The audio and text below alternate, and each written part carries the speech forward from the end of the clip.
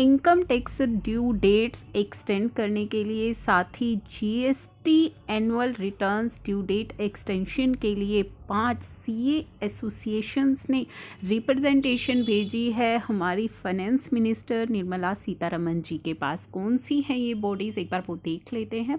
उसके बाद क्या इन्होंने जिक्र किया है वो हम देखेंगे। Bombay chartered accountant society, chartered accountant association Ahmedabad, chartered accountant association Surat, Karnataka state chartered accountant association and Lucknow chartered accountant society के द्वारा ये रिप्रेजेंटेशन भेजी गई है। तो 5 एसोसिएशंस द्वारा ये रिप्रेजेंटेशन भेजी गई है, जिसमें असेसमेंट ईयर 2021 की इनकम टैक्स रिटर्न डेट की एक्सटेंशन की डिमांड की गई है। साथ ही साथ एनुअल रिकन्सिलिएशन स्टेटमेंट जो हमारी GSTR 9C है और GSTR 9 हमारी एनुअल रिटर्न है, उसकी डेट एक्सटेंशन के लिए रिक्वेस्ट की गई है। अब ये जो रिक्वेस्ट है ये 1920 के लिए तो है ही, और जिसके लिए कि मैक्सिमम पॉसिबिलिटीज़ है कि डेट तो एक्सटेंड होनी ही है, क्योंकि उसका फॉर्म भी लेट अवेलेबल हुआ है। 1819 की डेट एक्सटेंशन के लिए भी इन्होंने यहाँ पे रिक्वेस्ट कर डाली है। तो यहाँ पे जो मेजर इश्यूज़ इन्होंने कवर किए हैं वो मैं आपको ब्रीफ में बता रही हूँ। एक तो इन्होंने जो है यूटिलिटीज़ को लेकर के बात की है कि अभी जो प्रेजेंट हमारी इनकम टैक्स रिटर्न की डेट्स हैं, 31 दिसंबर 2020 हमारी टैक्स ऑडिट की डेट है, और हमारी इनकम टैक्स रिटर्न की डेट है नॉन ऑडिट केसेस के लिए, और ऑडिटेबल केसेस के लिए जो डेट है वो 31 जनवरी 2021 है, जो कि एट प्रेजेंट हमारी ड्यू डेट्स हैं।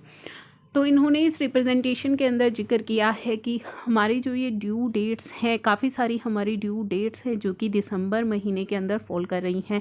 हमारी इनकम टैक्स ऑडिट की डेट भी 31 दिसंबर है। हमारी एनुअल रिटर्न फाइनेंशियल ईयर 18-19 के लिए जो एनुअल रिटर्न है उसकी भी डेट सेम है, और हमारी income tax return non auditable cases के लिए भी 31 दिसंबर ही आ रही है। तो काफ़ी सारी डेट्स हैं जो हमारी दिसंबर महीने के अंदर फॉल कर रही हैं।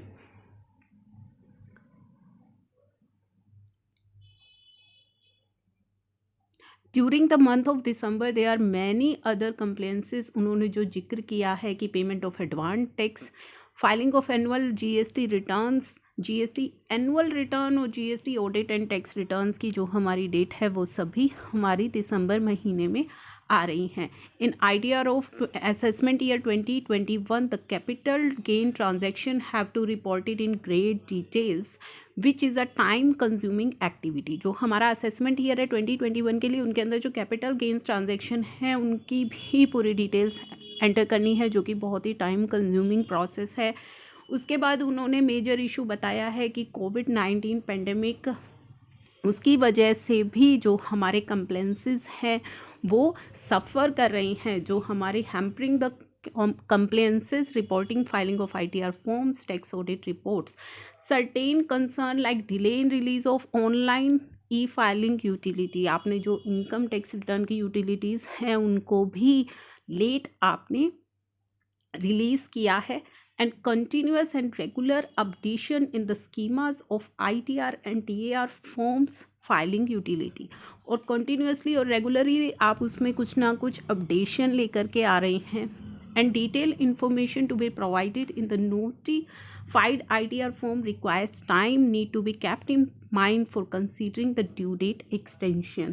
तो इन सभी चीज़ों को आप माइंड में रख करके डेट एक्सटेंशन को कंसीडर कीजिए कि जो आप रिपोर्टिंग मांग रहे हैं असेसमेंट ईयर 2021 की ITR में, वो भी काफ़ी टाइम कंज्यूमिंग है। तो इन सभी चीज़ों को आप कंसीडर कीजिए, और उन चीज़ों को कंसीडर करके ही आप हमारी एक्सटेंशन दीजिए। There is a genuine case of extension of due dates of ITR and tax audit report, transfer pricing report and all other reports under income tax for assessment year 2021 के लिए। तो बहुत ही genuine है ये date extension जो इनकी demand है। Next है GST के अंदर जो मांगी गई है due dates, the process of preparation of reconciliation statement and verification of claim made by taxpayer in the reconciliation statements begin after the financial statement are finalized।